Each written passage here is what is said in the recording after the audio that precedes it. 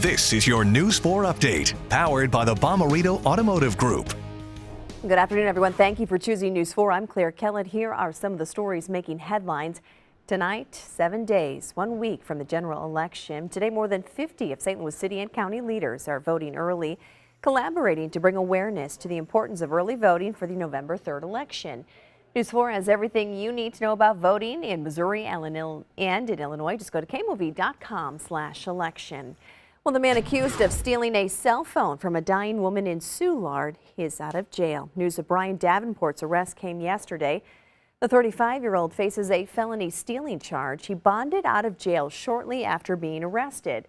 Surveillance video shows him walking up to the 64-year-old Air Force veteran, Jackie Olden, who had just collapsed from a heart attack while jogging near the AB Brewery. In the fight against coronavirus, positivity rates in Missouri and Illinois are climbing. In Missouri, the positivity rate you see sits at 11.5%, Illinois 6.3%. The head of the St. Louis Metropolitan Pandemic Task Force, Dr. Alex Garza, says more young people are being admitted to area hospitals. In fact, the latest numbers show 386 confirmed COVID-19 patients in hospitals, and he says that is stretching ICUs thin.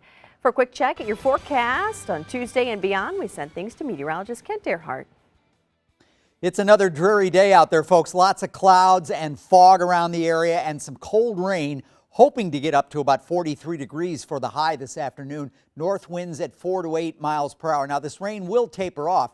Overnight lows tonight will stay above freezing. That's important because we got a lot of water around, but we should stay above freezing. Overnight low in St. Louis about 39. The normal low for the state's 45, so we're below normal on temperatures, and the record low is 23. So here's the super predictor beginning at 1 o'clock this afternoon. We still have some rain showers that will move through as we go through the afternoon.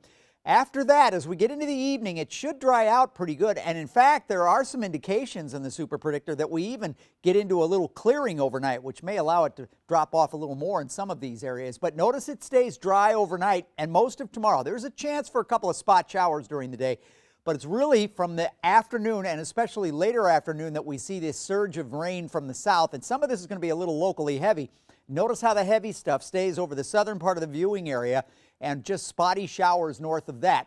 So here's the precipitation forecast. As far we saw the timing on the forecast from the super predictor. Now we're going to look at how much rain accumulates during that period of time. So for today through 11 o'clock tonight, you see less than an inch, right? In all of these areas of green, focused on the southern part of the viewing area. From tonight through tomorrow afternoon, very little additional rain added. However, from tomorrow evening into Wednesday night and Thursday, notice how this rain really builds, and you see a lot of accumulation. You're talking about, in some cases, up to 2 inches or more of rainfall potentially in some parts of the viewing area. So that means late Wednesday night into Thursday is when we'll see some of the heaviest rain from this particular event.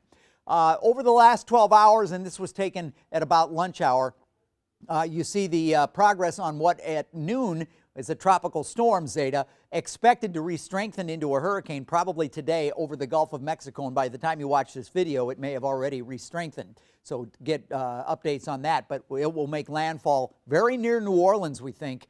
The eye of the storm will probably tomorrow evening. Low count on the mold today. We're talking about 55 degrees tomorrow. Again, mainly evening rain, so a mostly dry day. 50, rain and windy on Thursday. And some of that rain is going to be heavy, but then we dry out. In fact, I think in the afternoon you'll see that rain coming to an end. A dry day on Friday, but a cool day. 58 on Halloween Saturday. We turn the clocks back Saturday night. 57 on Sunday, and staying dry and cool into next week. Thank you, Kent. And that is your News 4 update. Remember, we're always online at KMOV.com and your KMOV News app.